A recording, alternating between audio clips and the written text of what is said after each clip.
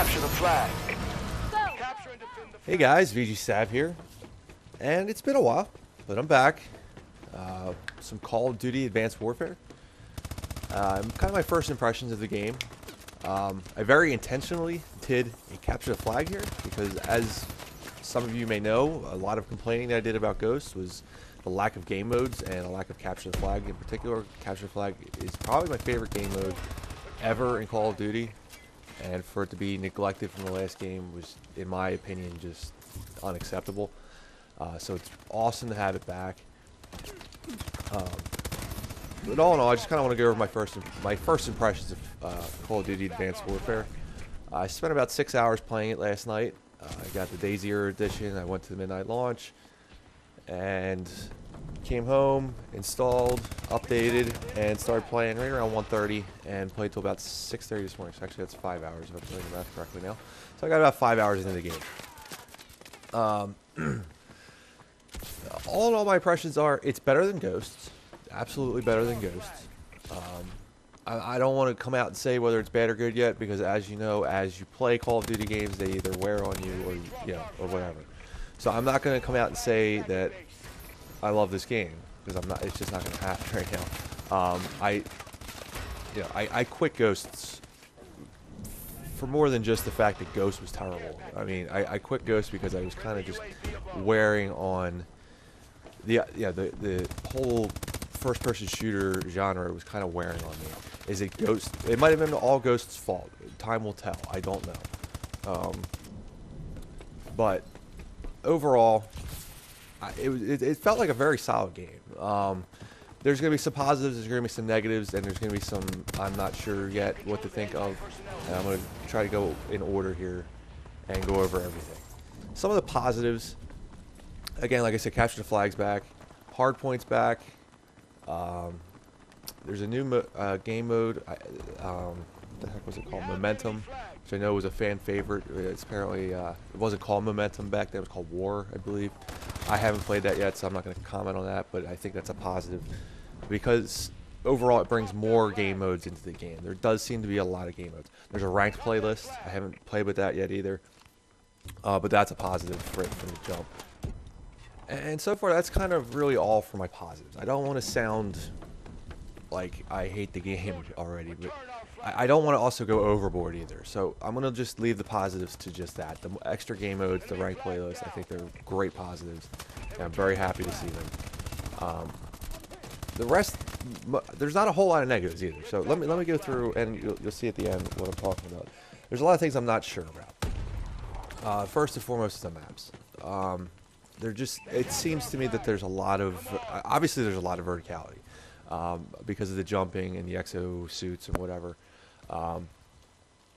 So there's a lot of verticality in all the maps. I do like the fact that they brought like the 3-lane idea back from Black Ops 2. That was something I enjoyed very much in Black Ops 2. To me, it could go either way. I was playing Capture the Flag on a couple maps where it seemed like the verticality was a very, very bad thing. And there was literally one map where the enemy flag was on the top of the hill and our flag was on the bottom of the hill. Yes, you do switch sides, but at halftime. But it just seemed like it was very, very unbalanced at that point. When the enemy's coming downhill at you, you have absolutely no chance of defending that flag. No chance whatsoever. And it just, that map, we were getting spawn killed like crazy. There was just nothing we could do when we were on the bottom flag. It was way unbalanced. Way unbalanced. I'd say it was like that pyramid. Maybe you guys played the map. It's like that pyramid map. It's almost like an Aztec ruin or something in the middle of the map. And it was very, very bad. Very, very bad experience on that map. So of course, I don't know what maps are going to they're going to make into competitive and yada yada yada. That map, however, was just for Capture the Flag at least. It was horrible. It was just not a good map for Capture the Flag, and I could see it being a problem in other maps as well, and in other game modes. I mean, Search and Destroy was my first experiences with Search and Destroy were terrible. Obviously, not having dead silence to me is a bad thing. especially in Search and Destroy, let alone every other game mode, because I use Dead Silence on everything. The soldier, your NPC makes not NPC because he's playable. Your character makes a ton of noise when he's running, a ton of noise. He's very very loud, and it kind of distracts from sound horn. All you hear is your character running, and it's a little annoying. Something maybe I just have to get used to. There is that Dead Silence EXO ability, which I'm using in this video. You'll see me throw it on a couple times. And then I forget to put it on sometimes. It only lasts for 9 seconds, so I'm not trying to use it all the time. I'm trying to use it when I'm getting close to the flag. The lack of Dead Silence to me is kind of disappointing.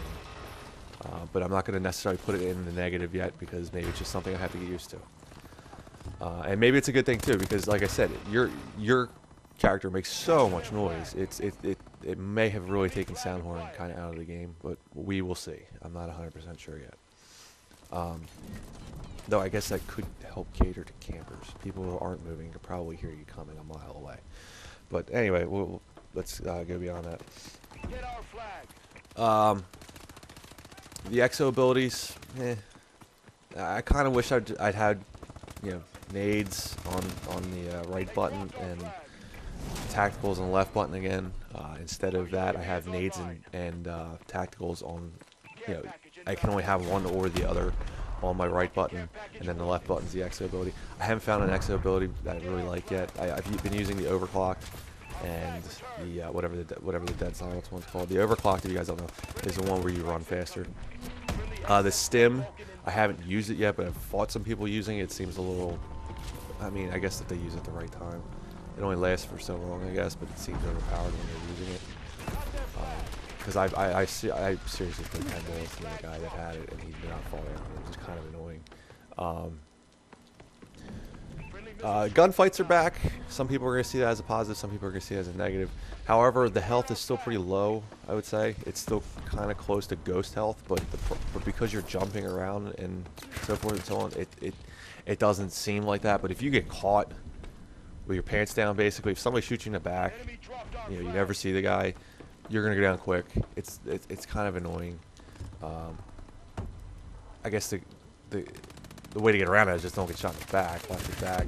Make sure all 3 lanes are covered, and you won't get shot in the back. But unfortunately, because we're still feeling out the maps and we don't know exactly what's going on yet, I did get shot in the back quite a bit. Unfortunately, and it was kind of frustrating at times. Because you do go down quick.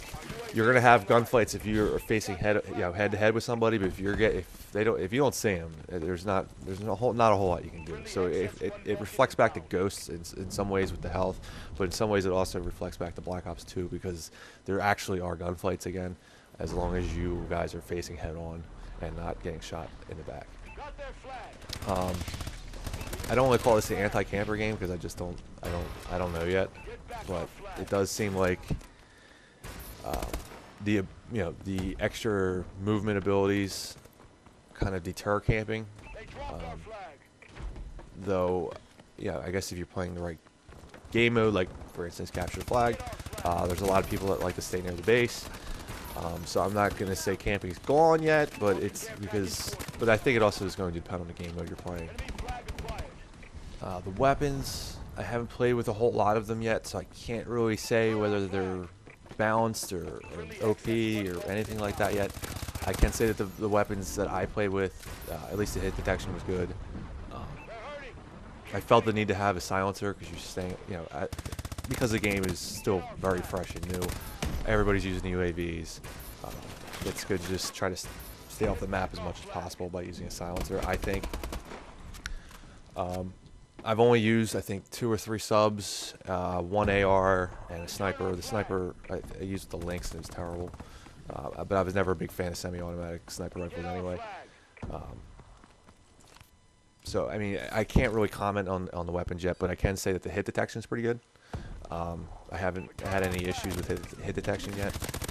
And finally, just the one negative that I really, so far, have had with this game is the uniforms. The ability to create your own look or whatever. It can be a little confusing at times because sometimes it's hard to tell who's on your team and who's not on your team because you're not wearing specific colors or anything like that. Yes, there's the blue and the red names above your head, but sometimes they're hard to see, and it's hard to tell sometimes who's friendly and who's enemy. And I think several times in this video you can see me trying to shoot at good guys. So that's my first impressions, guys. I'll have another video hopefully tomorrow with some more first impressions. That's it for today. Make sure to like, subscribe, and leave a comment. Thank you.